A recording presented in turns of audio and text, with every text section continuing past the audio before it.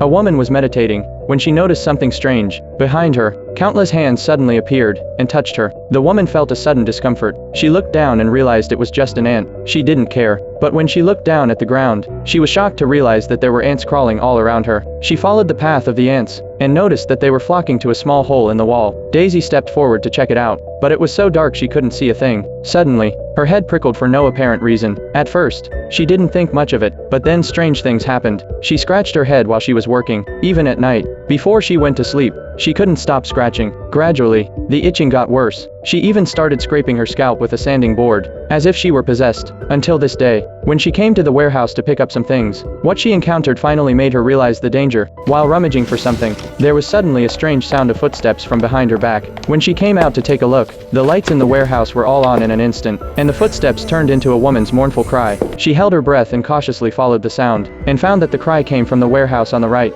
I won't hurt you. When she looked down, there was no crying woman in the warehouse. There were only ants crawling all over the room. As Daisy struggled to understand where the ants were coming from, a black figure suddenly appeared in the mirror and hugged her fiercely. She screamed, but when she looked back, she realized it was just the warehouseman. After this incident, Daisy finally became cautious. She immediately went home and sealed the ant hole with cement and plaster. However, the itching in her scalp did not resolve. Late at night, an ant got into her nostril. In her sleep, Daisy choked and coughed so violently that her breath seemed to be cut off. And then, thousands of ants came out of her mouth. Her body seemed to be controlled by the ants, but at dawn she realized it was just a dream. Too many strange things have been happening lately. She started looking for clues on the internet, but found nothing, until a few days later, when she was organizing her craft supplies, she accidentally found an old photo album on the cabinet. When she opened it, she froze. It was her parents' album. Her mother had died when she was young. She wanted to reminisce about her mother, but when she looked closely at the photo, she was surprised to find her mother's arms covered with scratches and red spots. She hurriedly took out a magnifying glass to look at them.